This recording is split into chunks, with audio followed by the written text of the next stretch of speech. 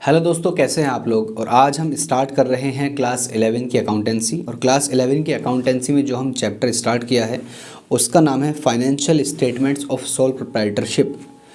Financial, मेरे साथ लिखिए, फाइनेंशियल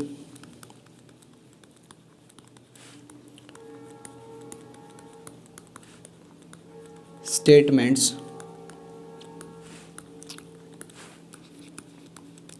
ऑफ सोल प्रोप्राइटर।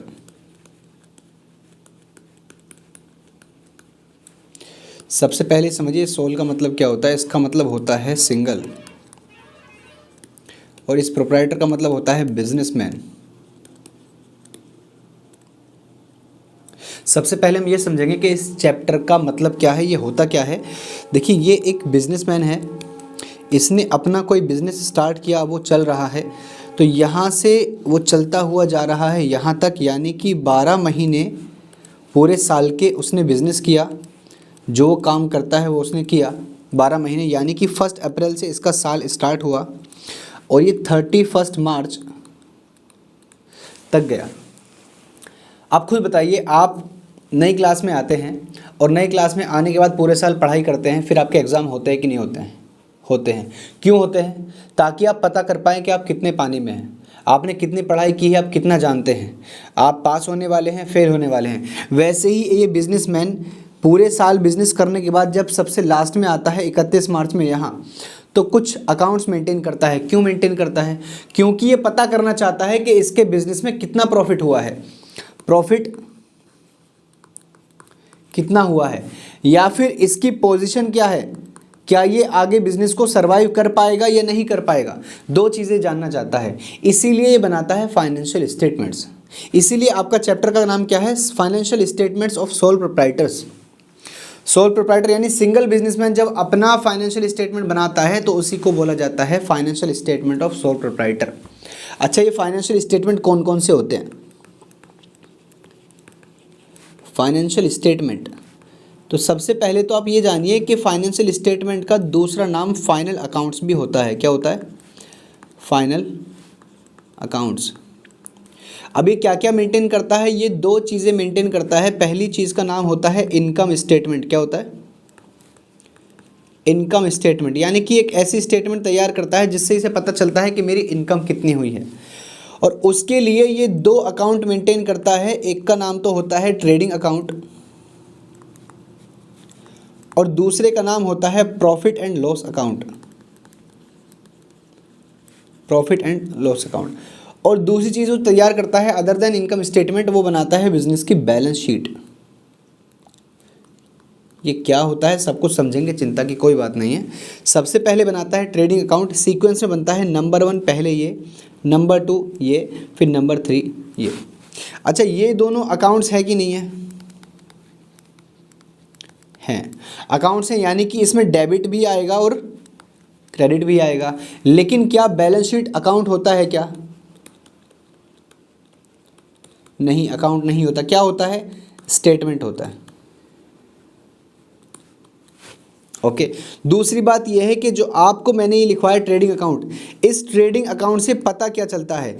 इस ट्रेडिंग अकाउंट से पता चलता है कि बिजनेस में कितना ग्रॉस प्रॉफिट हुआ है या फिर कितना ग्रॉस लॉस हुआ है। ग्रॉस प्रॉफिट, ग्रॉस लॉस मतलब मोटा मोटा प्रॉफिट, जिसका हमें सही नहीं पता कि ये सही है कि नहीं है। मतलब ज़्यादा भी हो सकता है, कम भी हो सकता है। मोटा मोटा प्रॉफिट हम पता करते हैं। लेकिन प्रॉफिट एंड लॉस से क्या पता चलता है? Net profit. नेट प्रॉफिट यानी कि बिल्कुल एग्जैक्ट प्रॉफिट, सारे खर्चे बिजनेस के माइनस करने के बाद जो बचता है वो आपका नेट प्रॉफिट। या फिर कभी कभी बिजनेस में नेट लॉस भी होता है। तो जीपी यानी कि ग्रॉस प्रॉफिट और जीएल यानी कि ग्रॉस लॉस कहाँ से पता चलता है? ट्रेडिंग अकाउंट से। और प्रॉफिट, नेट प्रॉफिट कहाँ से पता चलता है या नेट लॉस कहाँ से पता चलता है? पीएनएल अकाउंट से। तो फिर बैलेंस शीट क्यों बनाते हैं? बैलेंस शीट बनाई जाती है, फाइनेंशियल स्टेटमेंट है ये। बैलेंस शीट क्यों बनाई जाती है? क्योंकि ये हमें बताती है कि बिजनेस की फाइनेंशियल पोजीशन क्या है। फाइनेंशियल पोजीशन क्या है ये हमें पता चलता है किससे? बैलेंस शीट से। अब हम आगे चलते हैं। सबसे पहले हम बात करते हैं कॉन्सेप्ट नंबर 1। आप मेरे साथ लिखिए, आप लिखिए concept number 1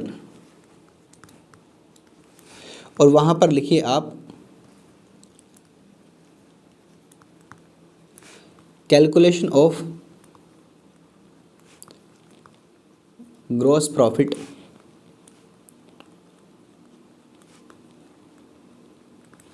calculation of gross profit और ग्रॉस लॉस, कि ग्रॉस प्रॉफिट का कैलकुलेशन और ग्रॉस लॉस का कैलकुलेशन कैसे होता है। तो इसके लिए एक अकाउंट बनेगा जिसका नाम क्या होगा, ट्रेडिंग अकाउंट। क्या नाम होगा, ट्रेडिंग अकाउंट। अकाउंट है इसका मतलब इसकी दो साइड होंगी, एक साइड डेबिट बोली जाएगी और एक साइड को क्या बोलेंगे हम, क्रेडिट। ये वाली साइड डेबिट होती है हमेशा और ये वाली साइड क्रेडिट होती है। ओके, अब इसके अंदर क्या क्या चीज़ें आएंगी, जैसे जैसे मैं लिखूं वैसे वैसे आप मेरे साथ लिखते चलना। सबसे पहले हम इसमें डेबिट साइड में लिखते हैं टू ओपनिंग स्टॉक, यहाँ अमाउंट लिख देंगे। उसके बाद टू परचेजेज,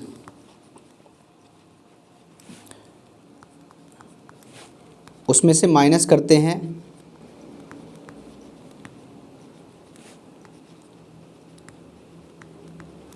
परचेज रिटर्न, और माइनस करने के बाद अमाउंट बाहर लिखते हैं। उसके बाद लिखते हैं डायरेक्ट एक्सपेंसेस,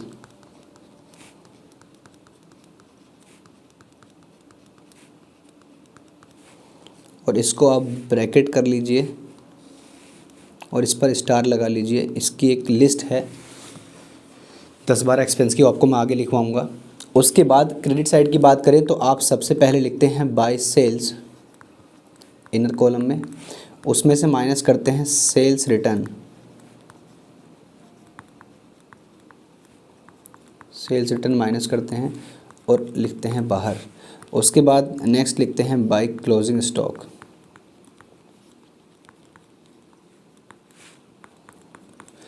इतना लिखने के बाद आप एक काम मेरे साथ कीजिए, जो आपने जो परचेज रिटर्न माइनस करके जो बाहर अमाउंट लिखा है इस पर आप मार्क कर लीजिए नंबर 1, एंड सेल्स में से जो सेल्स रिटर्न माइनस करके लिखा है उस पर कर लीजिए नंबर 2। कुछ लिखवाना है आगे इसलिए मैंने किया ये। अब हम क्या करेंगे, ट्रेडिंग अकाउंट हमने बना लिया, जो आइटम मैंने बताया आपको आपने लिख लिए। उसके बाद हम टोटल करेंगे,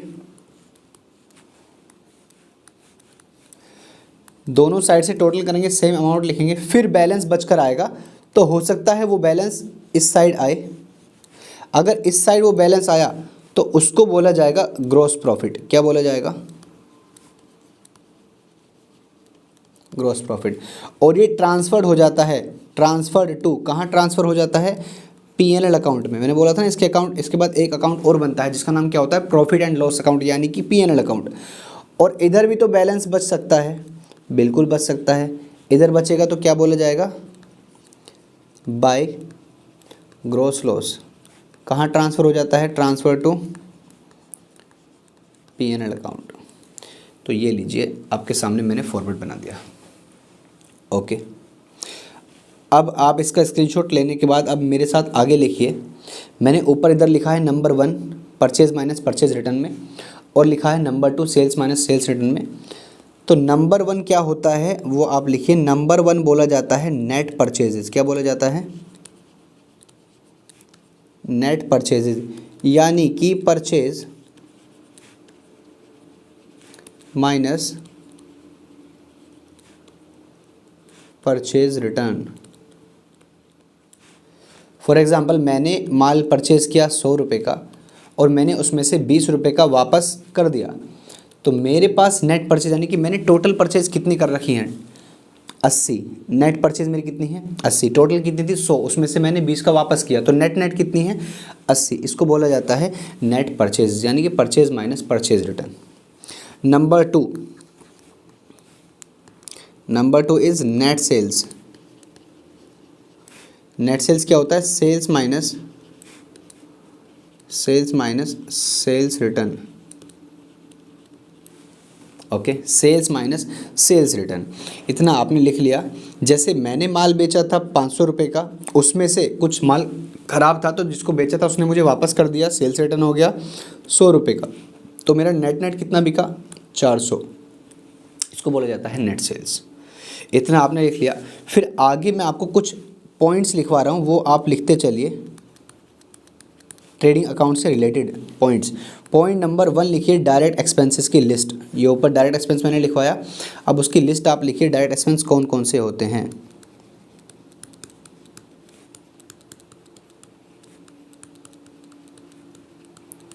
डायरेक्ट एक्सपेंस कौन कौन से होते हैं।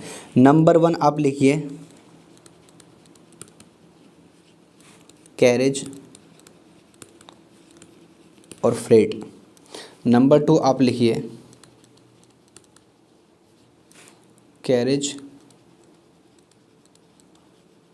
इनवर्ड्स, और इसी को बोला जाता है कैरेज ऑन परचेजेस। उसके बाद आप लिखिए मैन्युफैक्चरिंग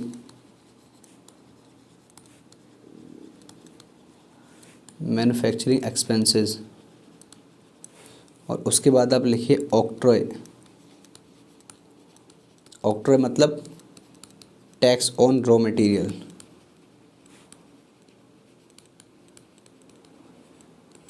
और उसके बाद आप लिखिए वेजेस, या फिर वेजेस को ही बोला जा सकता है वेजेस एंड सैलरीज। उसके बाद आप लिखिए रॉयल्टीज़। चक्कर आ रहे हैं, घबराइए मत, आपको एक एक चीज़ याद कराऊंगा, एक एक चीज़ समझा दूंगा, दिक्कत की कोई बात नहीं है। रॉयल्टीज़ के बाद आप लिखिए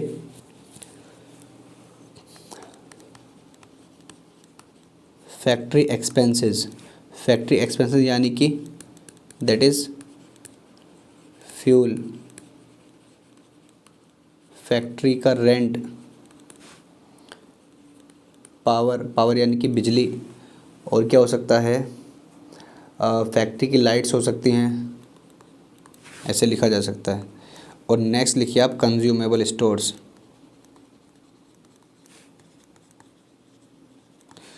कंज्यूमेबल स्टोर्स, कंज्यूमेबल स्टोर का ब्रैकेट में आप फॉर्मूला भी लिख लीजिए, काम आता है आगे।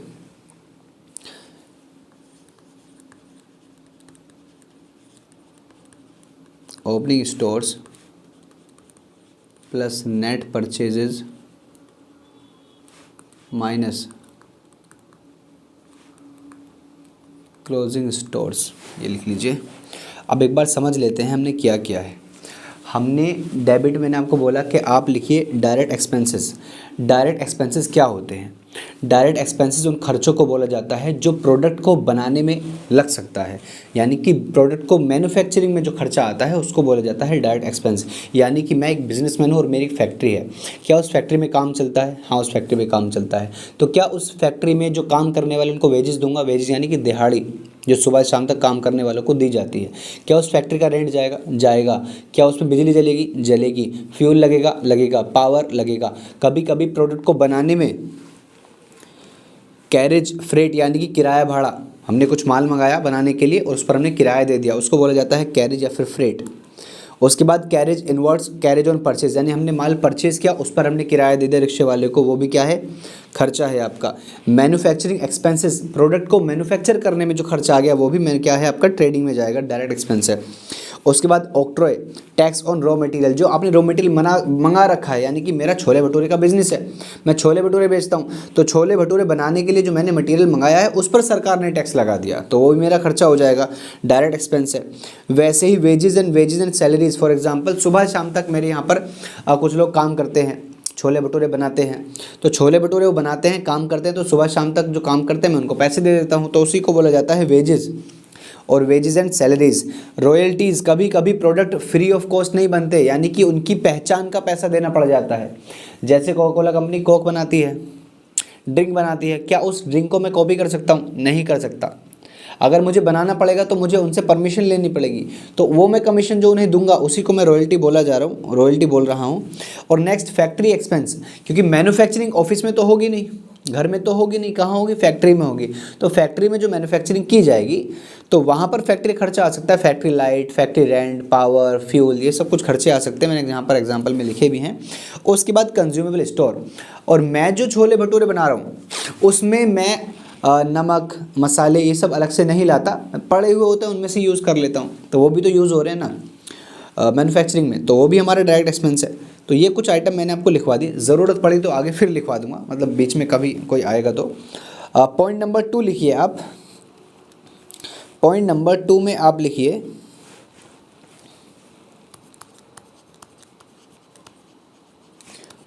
Purchase return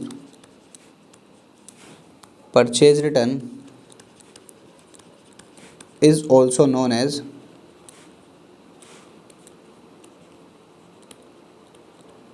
return outward। And point number 3 लिखिए sales return is also known as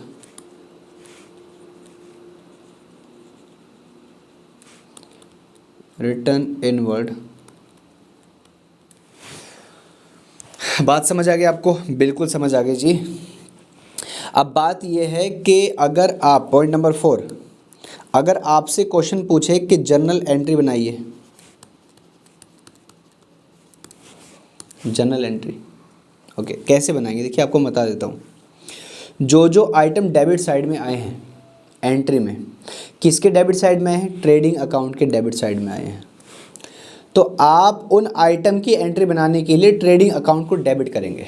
दोबारा सुनिए, opening stock, purchase, direct expense, ये सब कहाँ आए हैं? डेबिट साइड में। किसके डेबिट साइड में? ट्रेडिंग अकाउंट के डेबिट साइड में। इसका मतलब ये है ट्रेडिंग अकाउंट को आप एंट्री में डेबिट ही कर देंगे। तो क्रेडिट किसे करेंगे? इन आइटम्स को, ओपनिंग स्टॉक को, परचेज को, डायरेक्ट एक्सपेंस को, इन सब को। ओके, बात समझ आ गई। तो अगर मैं एंट्री की बात करूँगा तो मैं लिखूँगा टू नहीं, trading account debit, trading account debit to opening stock, to purchases.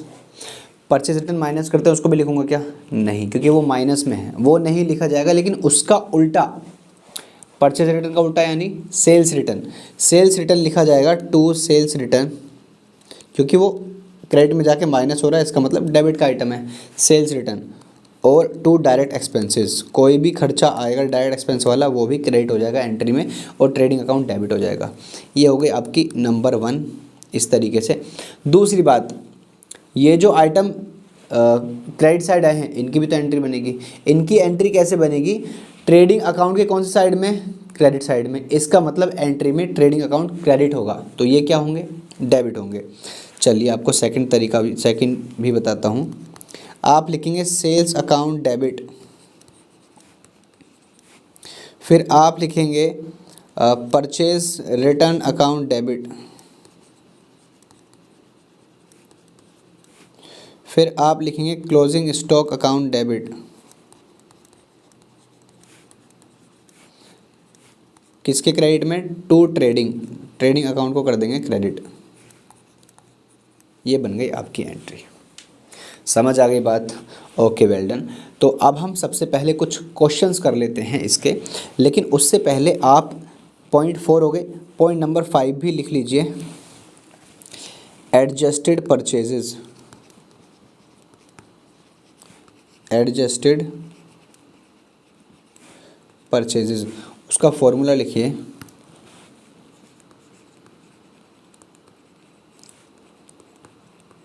Opening stock plus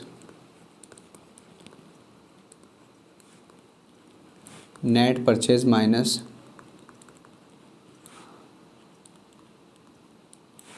closing stock. इससे क्या निकलता है? Adjusted purchases. और इसका एक नोट लिख लीजिए जो आपको फॉलो करना है।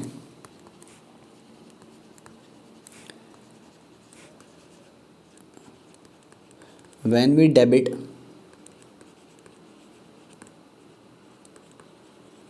adjusted purchases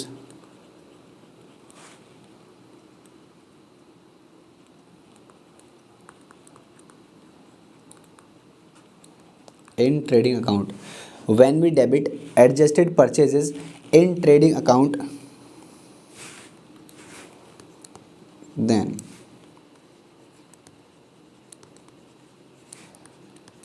opening stock and closing stock opening stock and closing stock are not considered or do not come in trading account। ये आप लिखते चलिए मेरे साथ, इंपॉर्टेंट पॉइंट आपको बता रहा हूँ मैं, एग्जाम में आ सकता है। एडजस्टेड परचेज अगर आपको नीचे मिल गया परचेज की जगह, तो क्या करेंगे सर, आप परचेज की जगह यहाँ पर एडजस्टेड परचेज लिख देना। ओके, लेकिन आगे आपको एक काम और करना पड़ेगा, क्या कि आपको ना तो यहाँ पर ओपनिंग स्टॉक लिखना है और ना ही यहाँ पर क्लोजिंग स्टॉक लिखना है। ऐसा क्यों? ऐसा इसलिए क्योंकि एडजस्टेड परचेज में ऑलरेडी ये चीज़ कंसिडर होके ही आ रही हैं। ओपनिंग स्टॉक प्लस होके आया और क्लोजिंग स्टॉक माइनस होके आया, इसलिए हम डायरेक्ट एडजस्टेड परचेज लिख देंगे। ओके, अब चलिए एक मैं एग्जाम्पल ले लेता हूँ कैसे करेंगे इनके क्वेश्चंस को। Example number 1, prepare trading account. चलिए जैसे जैसे मैं लिखूं आप लिखते चलिए और साथ में मन करे तो सॉल्व करते भी रहना। Opening stock 10,000, purchase 20,000,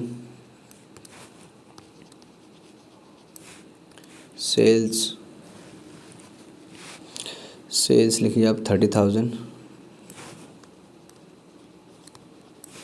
wages 2,000,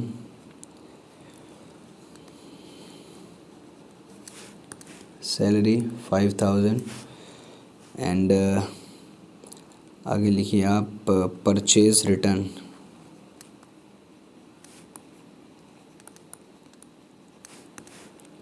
1,000,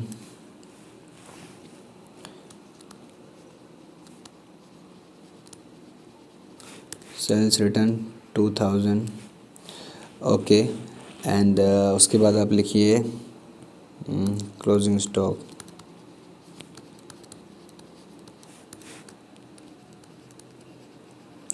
30,000। चलिए आपको आइटम दिए गए हैं, एक बार आप खुद से ट्राई कीजिए, हो जाता है तो बहुत अच्छी बात है, नहीं होता तो मैं करके बताता हूँ।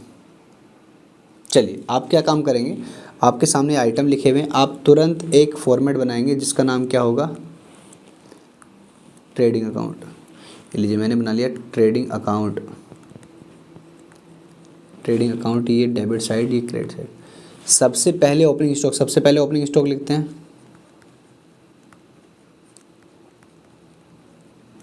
ओपनिंग स्टॉक 10,000, ठीक है। उसके बाद परचेज दे रखा है, चलिए परचेज भी लिख देता हूँ, 2 परचेजेज।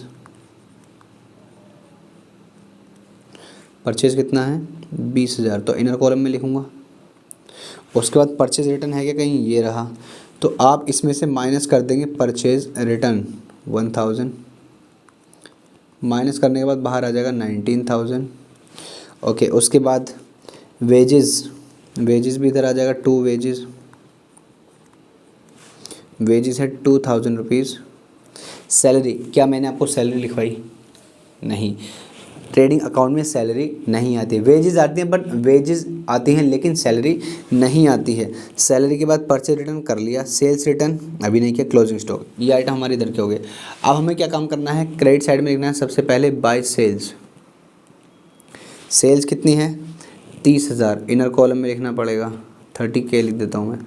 फिर माइनस करेंगे सेल्स रिटर्न कितना है 2,000, सेल्स रिटर्न 2,000, कितना बचेगा 28,000। Very good. उसके बाद हम क्या लिखते थे, by stock. Opening stock closing stock क्या होता है, सीधी सी बात है कि आपका साल यहाँ स्टार्ट हुआ, साल आपका यहाँ स्टार्ट हुआ, इस साल के स्टार्ट होने पे आपको पिछले साल का कुछ माल बाकी था बेचने के लिए, मतलब बिका नहीं था, बाकी पड़ा था ऐसे ही, इसी को बोला जाता है ओपनिंग स्टॉक। ओके, फिर लास्ट में पूरे साल हमने खूब खरीदा बेचा, लास्ट में फिर भी कुछ माल बचा रह गया जो बिका ही नहीं है, नेक्स्ट ईयर बिकेगा, उसी को हम बोलते हैं क्लोजिंग स्टॉक। बात समझ आ गई? चलिए बहुत अच्छी बात, अगर आपको बात समझ आ गई है तो ये मैंने ये कर लिया। क्लोजिंग स्टॉक कितना दे रखा है 30,000। अब मुझे करना पड़ेगा इसका टोटल। कैसे करता हूँ टोटल, देखिए मैं दो वर्ड लिखूँगा, एक वर्ड लिखूँगा डेबिट और एक लिखूँगा क्रेडिट। पहले दोनों के अमाउंट टोटल करके निकालूंगा। डेबिट का कितना है 10,000 प्लस 19,000 प्लस 2,000, ये आता है 31,000, ठीक है। और क्रेडिट साइड कितना है 28,000, उसके बाद 30,000, इसका है 58,000। ये बताइए अमाउंट डेबिट में बढ़ा है क्रेडिट में बढ़ा है? क्रेडिट में बढ़ा है, इसलिए ज़्यादा वाला अमाउंट आप दोनों साइड लिख देंगे 58,000 एंड 58,000। अभी मैच नहीं होंगे तो आपको मैच करना पड़ेगा, इसीलिए आप क्या काम करेंगे, ज़्यादा वाले में से कम वाले को माइनस कर देंगे। तो 58,000 में से अगर मैं माइनस करूँगा 31,000, तो ये आपका बचेगा 27,000। कितना बचेगा 27,000। ये 27,000 उस साइड लिखा जाएगा जिस साइड कम होगा, नीचे ज़्यादा है डेबिट में कम है, इसलिए डेबिट के बैलेंस में हम लिखेंगे 27,000। यही आपका है ग्रॉस प्रॉफिट। क्या है gross profit and transfer to P&L account. समझ आ गई बात? चलिए, और अब मान के चलते हैं कि इस क्वेश्चन की आपको जर्नल एंट्रीज पूछी गई थी, जर्नल एंट्रीज भी पूछी गई थी मान लीजिए। तो जो चीज़ें आपकी डेबिट में आती हैं ट्रेडिंग के, उनमें तो आप ट्रेडिंग को डेबिट करेंगे एंट्री में, trading account debit, trading account debit. सबसे पहले opening stock 10,000 to opening stock,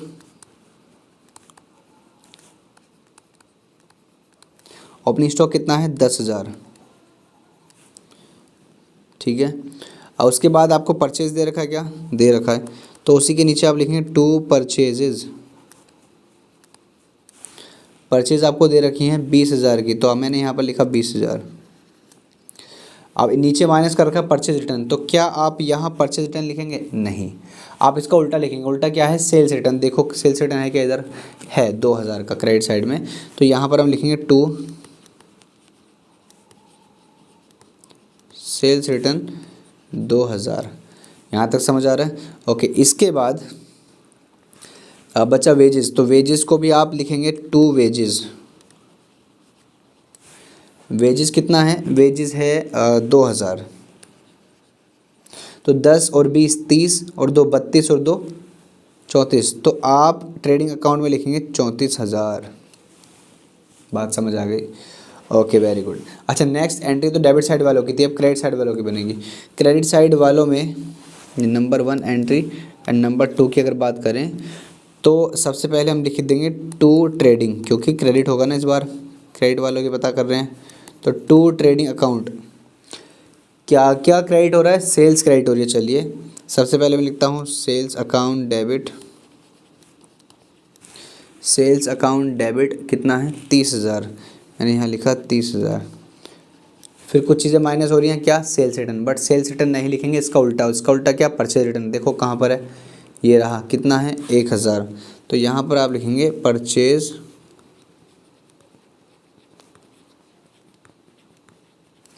purchase return account debit. कितना परचेज रिटर्न है आपका 1,000। चलिए 1,000 ये लिख दिया।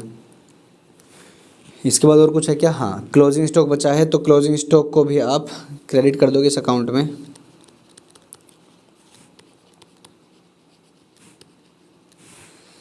कितना है क्लोजिंग स्टॉक? ये क्लोजिंग स्टॉक है आपका 30,000। अब ये आपका हो जाएगा 30,000 प्लस 1,000 प्लस 30,000, इट बिकम 61,000। ठीक है, दो एंट्री हमने बना ली। कैसे बनाई? दो कंबाइंड एंट्री बनाई है। एक तो बनाई है हमने डेबिट साइड वालों की ट्रेडिंग अकाउंट के, दूसरी एंट्री बनाई है हमने ट्रेडिंग अकाउंट के क्रेडिट साइड वालों की। ओके, अब एक लास्ट एंट्री बचेगी। क्या बचेगी?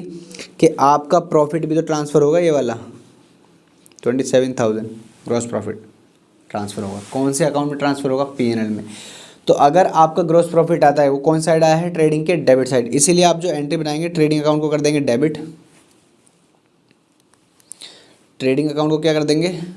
डेबिट कर देंगे। तो एंट्री बन जाएगी trading account debit to P&L account. कहाँ भेज रहे इस प्रॉफिट को? P&L अकाउंट में।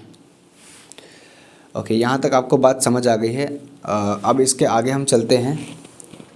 एक क्वेश्चन भी हमने कर लिया। अब आप मेरे साथ लिखिए नेक्स्ट कंसेप्ट, कंसेप्ट नंबर 2। ये concept number,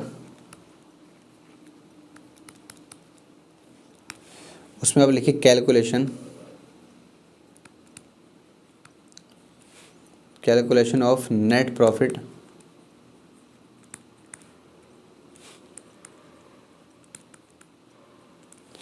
calculation of net profit और नेट लॉस कैसे कैलकुलेट करते हैं। इसके लिए हम बनाते हैं एक P&L अकाउंट। क्या बनाते हैं? P&L account. और इस P&L अकाउंट का नाम लिखिए P&L अकाउंट। ये क्रेडिट साइड है और ये डेबिट साइड है। अब जो जो मैं कहूँ वो आप लिखते चलना। सबसे पहले क्रेडिट साइड में ऊपर से आएगा GP, तो हम लिखेंगे by gross profit what ever the amount is. ठीक है, अब ये समझिए कि जो ये P&L अकाउंट है, P&L अकाउंट जो होता है इसको बोला जाता है, इधर लिखता हूँ मैं, नॉमिनल अकाउंट। क्या बोला जाता है? Nominal account. नॉमिनल अकाउंट यानी कि डेबिट ऑल एक्सपेंस और क्रेडिट ऑल इनकम्स। इसीलिए नॉमिनल अकाउंट के डेबिट साइड में सारे खर्चे रिकॉर्ड होते हैं, तो P&L अकाउंट के डेबिट साइड में सारे खर्चे या फिर नुकसान रिकॉर्ड होंगे। ओके, एंड दूसरी बात, अब क्योंकि नॉमिनल अकाउंट है तो इसके क्रेडिट साइड में क्या रिकॉर्ड होगा? फायदा, इनकम। क्या रिकॉर्ड होगा? इधर रिकॉर्ड होगी कमाई या फिर फ़ायदा होगा। बात समझ आ रही है? तो अगर कमाई होती है, फ़ायदा होता है, तो कहाँ लिखा जाएगा? क्रेडिट साइड में। इसीलिए आप कुछ आइटम्स मेरे साथ लिख लो। बाय इंटरेस्ट रिसीव्ड, फिर लिखिए बाय डिविडेंड रिसीव्ड, उसके बाद लिखिए by bad debt recovered, bad debt recovered. उसके बाद आप लिखिए बाय कमीशन रिसीव्ड। उसके बाद आप लिखिए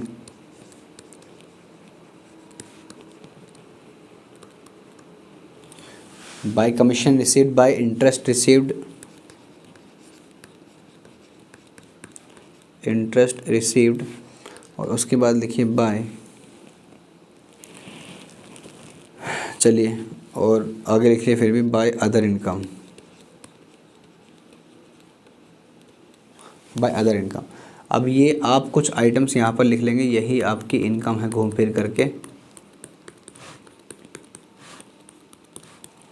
ये आपका सारी इनकम्स है। अब बात करें अगर डेबिट साइड की, तो वहाँ पर सारे खर्चे रिकॉर्ड होते हैं बिजनेस के, इनडायरेक्ट एक्सपेंसेस। तो आप सबसे पहले तो आप उधर लिखते हैं 2GL यानी कि ग्रॉस लॉस। कहाँ से आता है? ऊपर से आ जाता है, वो अमाउंट लिखेंगे। फिर हम लिखेंगे टू डेप्रिसिएशन,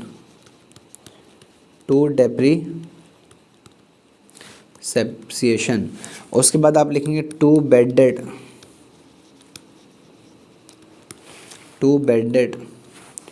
और फिर आप लिखेंगे टू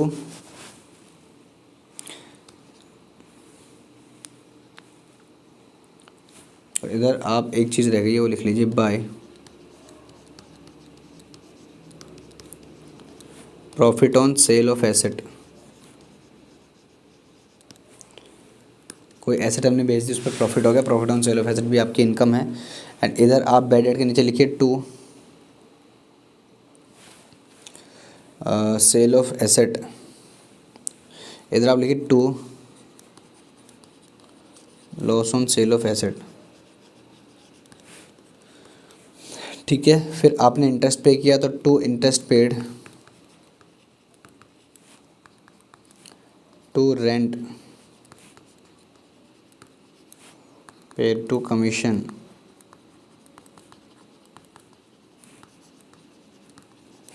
टू कमीशन पेड, तो ये आप अमाउंट लिखेंगे। फिर आप लिखिए लास्ट में टू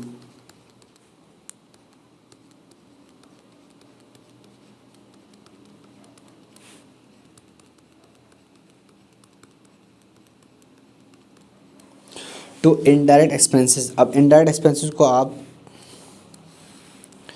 स्टार मार्क कर लीजिए। स्टार मार्क यानी इसके कुछ आइटम आएंगे वो आपको लिखाऊंगा। अब ये सारे खर्चे लिखने के बाद आप इसको टोटल करेंगे जैसे अब तक किया, तो इधर भी बैलेंस आ सकता है और इधर भी बैलेंस आ सकता है। इधर जो बैलेंस आएगा उसको बोला जाएगा टू नेट प्रॉफिट। क्या बोला जाएगा? To net profit transferred to, कहाँ ट्रांसफ़र होंगे? कैपिटल में, ट्रांसफ़र टू कैपिटल अकाउंट। ठीक है, लेकिन अगर इधर बचा तो इसको क्या बोला जाएगा? बाय लॉस ऑन, अरे लॉस ऑन नहीं लिखना था यार, by net loss transferred to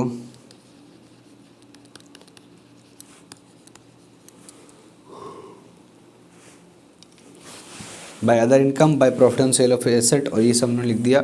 सबसे लास्ट में अगर डेबिट की बात करें, डेबिट साइड आता है नेट प्रॉफिट यानी कि एनपी, और क्रेडिट साइड आता है बाय नेट लॉस। ओके, अब आप इसके नीचे नोट्स लिखिए। नोट्स ये नोट्स आप लिखिए। नोट नंबर 1 लिखिए,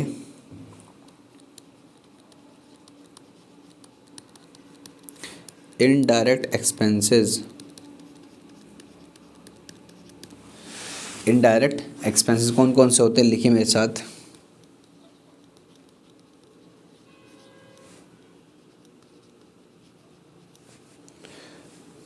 कैरेज ऑन सेल्स, सेल्स हमने किया उस पर हमने कुछ किराया भाड़ा दे दिया ताकि सामने वाले के घर पहुंच जाए। Carriage on sales, carriage outward. ठीक है,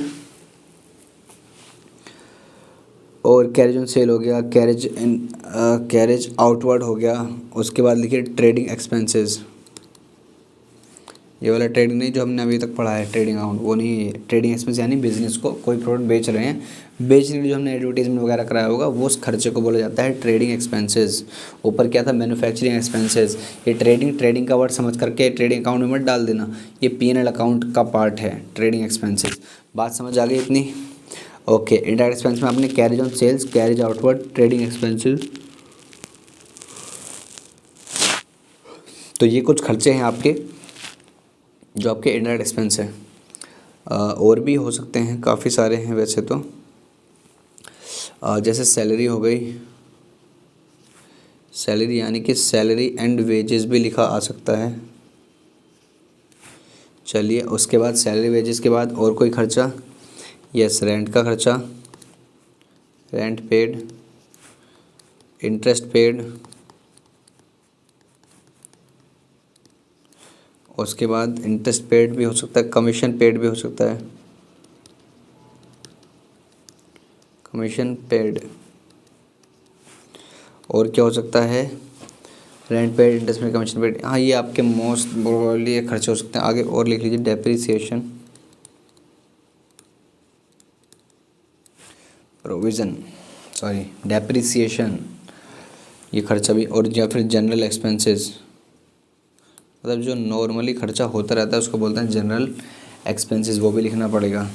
तो ये कुछ आइटम्स आपको कहाँ लिखने पड़ेंगे? P&L अकाउंट के डेबिट साइड में, यानी कि ये बोले जाते हैं इनडायरेक्ट एक्सपेंस। यहाँ तक क्लियर है? आगे देखिए, अब एक क्वेश्चन लिखिए, एग्जाम्पल नंबर 1।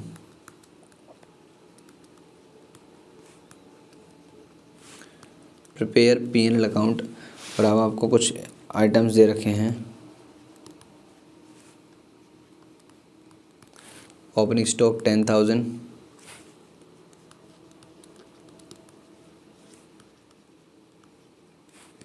क्लोजिंग स्टॉक 30,000,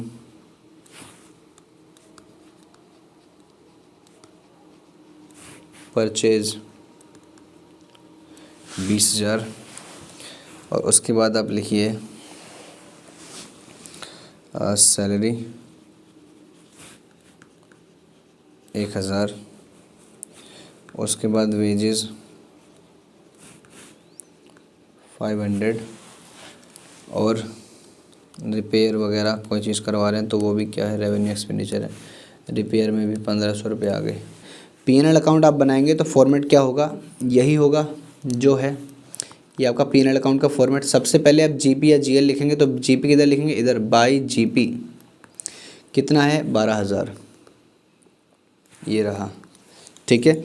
उसके बाद ओपनिंग स्टॉक ट्रेडिंग में जाता है, क्लोजिंग स्टॉक ट्रेडिंग में जाता है, परचेज ट्रेडिंग में जाता है, सैलरी, हाँ सैलरी P&L में जाती है तो आप लिखेंगे टू सैलरी 1000,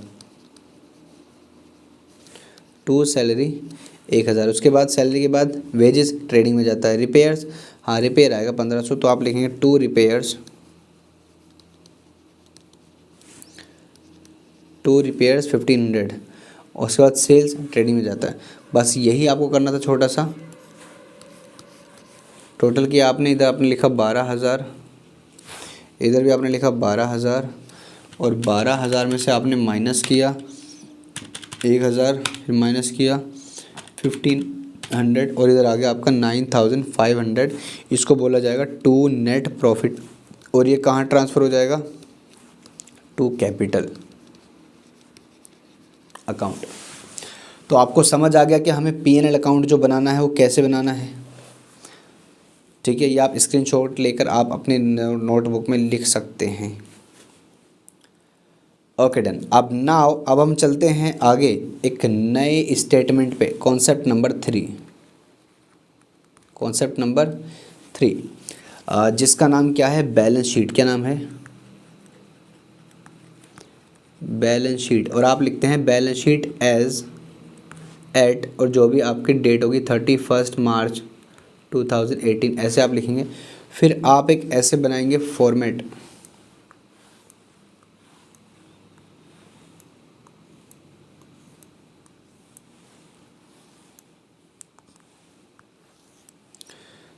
और आप सबसे पहले इधर लिखेंगे लायबिलिटीज़,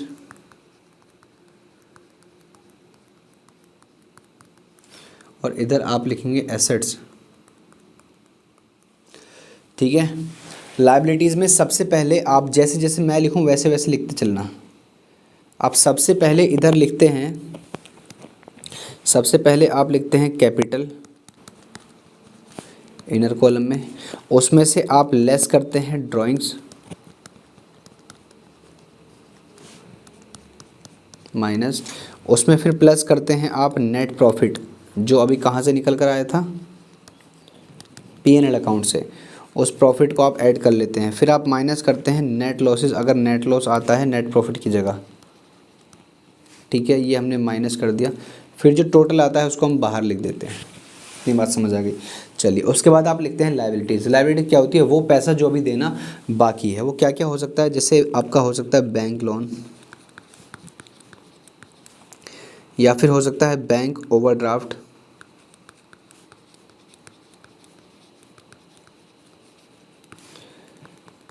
बैंक लोन हो सकता है, बैंक ओवरड्राफ्ट हो सकता है, और क्या होता है क्रेडिटर हो सकता है, क्रेडिटर। और क्या हो सकता है ट्रेड पेबल, ट्रेड पेबल हो सकता है, या फिर बिल्स पेबल भी बोला जाता है, वो हो सकता है बिल्स पेबल। और क्या हो सकता है, और भी कुछ आइटम हो सकते हैं, जैसे मैं भी लिखवाता हूँ आपको, ये चल जाना, जैसे और क्या हो सकता है, और हो सकता है बिल्स पेबल के बाद आप लिखिए इसमें प्रोविज़न, प्रोविज़न या फिर रिज़र्व या फिर फंड। तीन नाम हो सकते हैं, तीनों के तीनों क्या होते हैं, लायबिलिटी होते हैं। चलिए उसके बाद हो सकता है आउटस्टैंडिंग, आउटस्टैंडिंग एक्सपेंस, यानी कि वो खर्चा जो अभी हो तो गया खर्चा बट अभी पेमेंट नहीं की है, इसलिए बोला जाता है आउटस्टैंडिंग एक्सपेंस। ओके, और फिर आप लिखिए income,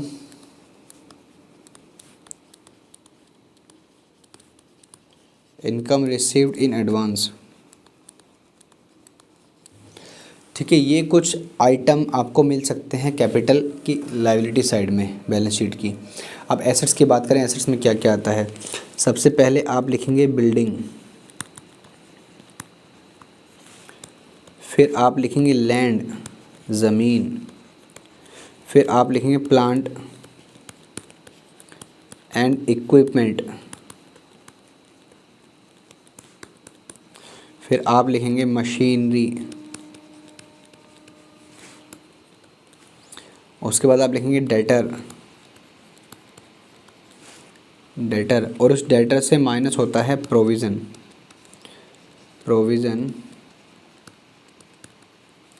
provision for doubtful debt. ये आप करेंगे माइनस इस डेटर में से, और माइनस करके बाहर लिख देंगे।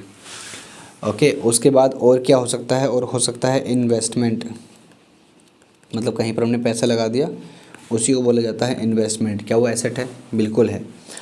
इन्वेस्टमेंट के बाद आप लिखिए इसमें प्रीपेड एक्सपेंस,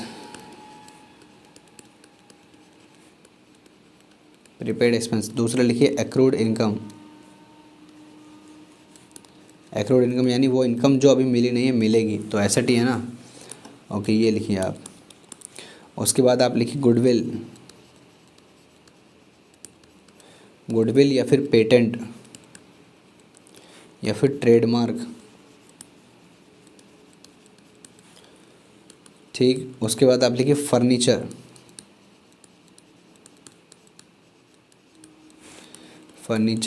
और नेक्स्ट आप लिखिए इसमें कैश या फिर बैंक।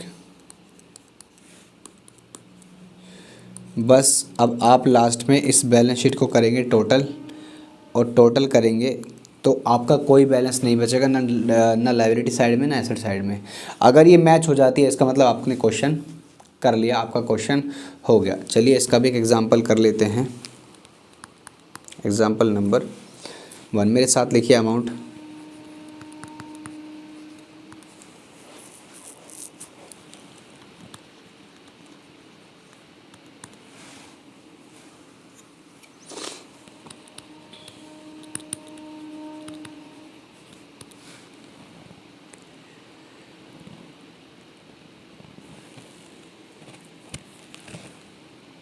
बिल्डिंग लिखिए आप 20,000 एंड ड्राइंग्स लिखिए आप 10,000। Net loss 10,000।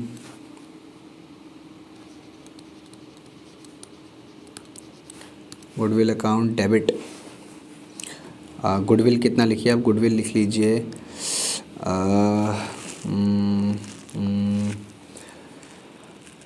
गुडविल लिखिए आप 30,000 एंड आप लिखिए मशीन 20,000, प्लांट 30,000,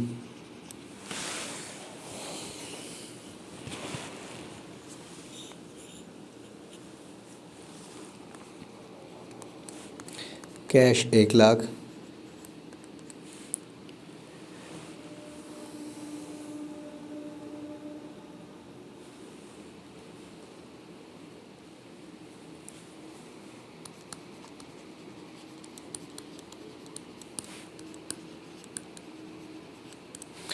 ये लीजिए। आपको कुछ अमाउंट्स दे रखे हैं, ऐसे आपको बोला जाएगा कि आप balance sheet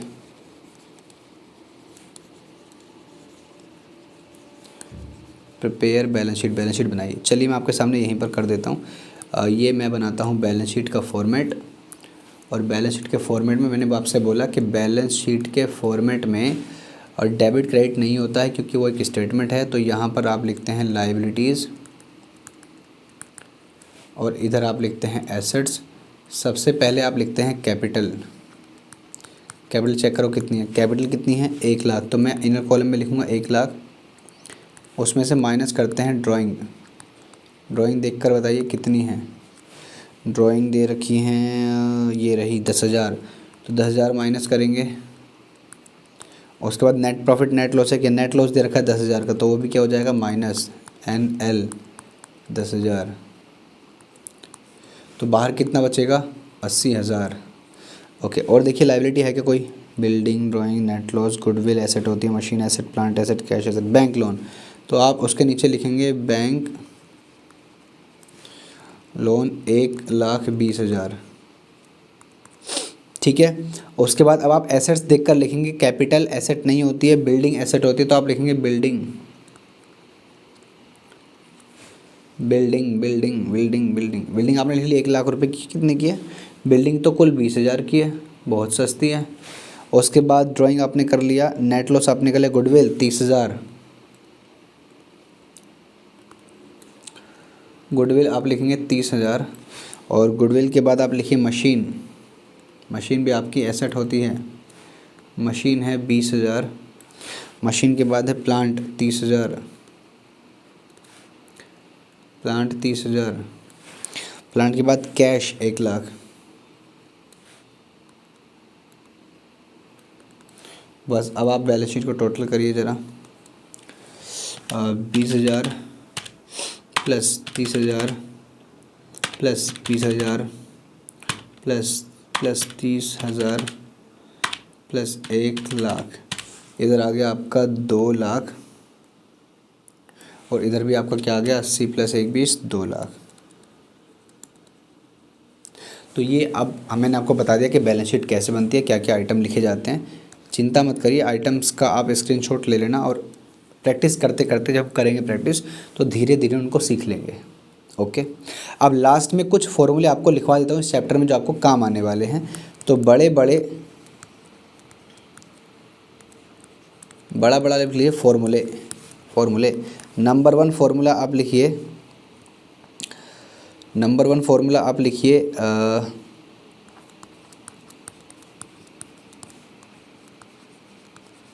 cost of goods sold का। कॉस्ट ऑफ गुड्स सोल्ड कैसे निकलता है? आप लिखेंगे opening stock plus net purchases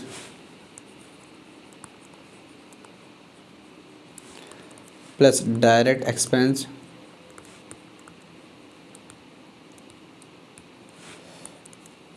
plus नहीं माइनस करेंगे क्लोजिंग स्टॉक और आपका आ जाएगा क्या COGS निकालने का एक दूसरा तरीका भी है। COGS यानी कॉस्ट ऑफ गुड्स सोल्ड। दूसरा तरीका क्या है? Net sales minus gross profit. एक तरीका ये भी है निकालने का। एक और हो सकता है if you want net sales plus gross loss. तो ये आपको फॉर्मूला काम करेगा, काम आएगा आपके cost of goods sold equals to opening stock plus net purchase plus direct expense minus closing stock. Cost of goods sold क्या होता है जब मैं आपको क्वेश्चन कराऊंगा तब आपको समझा दूंगा, बस अभी आप फॉर्मूले को रट लीजिए, याद कर लीजिए। ओके, उसके बाद पॉइंट नंबर 2 यानी कि फॉर्मूला नंबर 2 लिखिए, ऑपरेटिंग प्रॉफिट जो आपके काम में आ सकता है। लेकिन नेट प्रॉफिट प्लस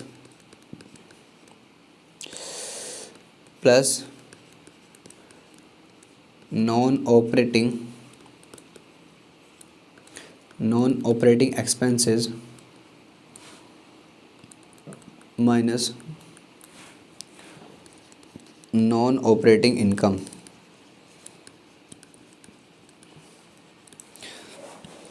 चलिए, ऑपरेटिंग प्रॉफिट आपसे पूछ सकते हैं तो आप अपना फॉर्मूला लगाएंगे net profit plus non operating expense minus non operating income. अब बस ये समझ लीजिए लास्ट कि जो आपके एक्सपेंस हैं वो नॉन ऑपरेटिंग क्या होते हैं और जो आपकी इनकम है वो नॉन ऑपरेटिंग कौन सी होती है। देखिए, मेरे पास 2 जगह से पैसा आता है, या मैं यूँ कहूँ कि 2 जगह मैं खर्चा करता हूँ। दो जगह कहाँ खर्चा करता हूँ। एक खर्चा मैं क्या करता हूँ कि मैं आपको पढ़ाता हूँ, तो मैं आपको पढ़ाने के लिए डस्टर मार्कर लेकर आता हूँ, और डस्टर मार्कर मैं रोज़ लाता हूँ क्योंकि मुझे उससे पढ़ाना होता है। लेकिन बाहर निकलने के बाद किसी ने मुझसे पैसे मांगे कि भगवान के नाम पर दे दो, मैंने उसे 100 रुपये दे दिए, चैरिटी कर दी। अभी ये बताइए आप, जो मैंने डस्टर मार्कर ख़रीदे, क्या वो मेरे बिज़नेस का खर्चा था? क्या था? क्योंकि मैं आपको पढ़ाता हूँ, आपसे पैसे कमाता हूँ, तो वो भी मुझे खर्चा करना ही करना था। लेकिन जो मैंने चैरिटी दी है, जो मैंने डोनेशन दी है, क्या वो बिज़नेस का खर्चा था? क्या मैं रोज़ चैरिटी के लिए ही बिज़नेस कर रहा हूँ क्या, कि मैं चैरिटी देता रहूँगा? नहीं। तो वो खर्चे जो बिज़नेस के ऑपरेशन के नहीं है, यानी कि बिज़नेस जो मेन बिज़नेस है, जो हम काम धंधा करते हैं, उससे रिलेटेड अगर नहीं है खर्चा, तो उसी को बोला जाता है नॉन ऑपरेटिंग एक्सपेंस। और ऐसे मैं आपके सामने लिख देता हूँ, ये रे यार,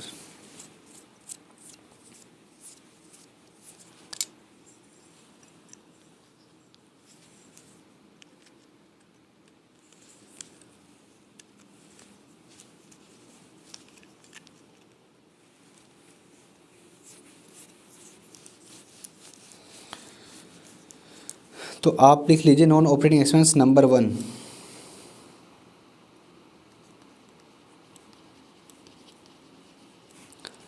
loss on sale of asset. Number 2, interest paid. Number 3, dividend paid. Number 4, charity या फिर डोनेशन। ये बिज़नेस के मेन ऑपरेशन के खर्चे नहीं हैं, यानी कि जो मेरा मेन धंधा है, जो मैं बिज़नेस करता हूँ, ये उनसे रिलेटेड खर्चे नहीं हैं, इसलिए इनको बोला जाता है नॉन ऑपरेटिंग एक्सपेंस। वैसे ही कुछ नॉन ऑपरेटिंग इनकम भी होती है, उनके भी आप एग्जांपल लिख लो। For example number 1, profit on sale of asset. Number 2, interest received. Number 3, dividend received. And number 4, rent received. दोस्तों, मैंने आपको अभी तक जो पढ़ाया, बस एक बार क्विक रिवीजन करा देता हूँ। मैंने आपको पढ़ाया है ट्रेडिंग अकाउंट। क्या पढ़ाया है? सबसे पहले ट्रेडिंग अकाउंट, ये लीजिए, ये आपको मैंने पढ़ाया, ठीक। किधर है? ये देखिए, ट्रेडिंग अकाउंट आपको पढ़ाया। इससे क्या पता चलता है? Gross profit, gross loss. Gross profit आता है तो कहाँ जाता है? P&L अकाउंट में, ओके। ग्रॉस लॉस होता है तो कहाँ जाता है? P&L अकाउंट में। उसके बाद हम बनाते हैं P&L अकाउंट। क्या बनाते हैं? P&L account. ये लीजिए P&L अकाउंट का फॉर्मेट, स्क्रीनशॉट ले लीजिए। P&L अकाउंट हम बनाते हैं, और P&L अकाउंट से मिलता है क्या? नेट प्रॉफिट या नेट लॉस। तो नेट प्रॉफिट कहाँ जाता है? कैपिटल में ऐड होता है। नेट लॉस कैपिटल से माइनस हो जाता है। उसके बाद हम फाइनली क्या बनाते हैं? Balance sheet. ये इनडायरेक्ट एक्सपेंस की लिस्ट है, आप चाहें तो स्क्रीनशॉट ले सकते हैं। एंड उसके बाद हम बनाते हैं बैलेंस शीट। क्या बनाते हैं? Balance sheet. बैलेंस शीट में एसेट्स और लायबिलिटीज़ आती हैं और कैपिटल आती है। आप चाहो तो इसका भी एक स्क्रीनशॉट ले सकते हो, ताकि आप आराम से बाद में इसको याद कर सकें। ओके, चलिए फिर आगे, फिर मैंने आपको कुछ फॉर्मूले लिखवाए हैं जो हमें आगे काम आएंगे, जैसे कॉस्ट ऑफ गुड्स सोल्ड और ऑपरेटिंग प्रॉफिट। ये आपको मैंने फॉर्मूले लिखवाए हैं, ये काम आएंगे 100%, आपके एग्ज़ाम में भी आ सकते हैं। अब मैं क्या करने वाला हूँ, ये वीडियो हमारी कंप्लीट हो गई, मैंने होल चैप्टर आपको समझा दिया। अब मैं इस चैप्टर के most probably basic questions, trading के, P&L के और बैलेंस शीट के फुल फ्लेजेड क्वेश्चन मैं नेक्स्ट वीडियो बनाऊँगा, और उसमें मैं आपको सारे क्वेश्चंस करवा के वीडियो में करूँगा, और आप उसको समझना कि मैंने कैसे किए हैं। ओके, तब तक आप इंतज़ार करिए। तब तक के लिए धन्यवाद। जय हिंद, जय भारत।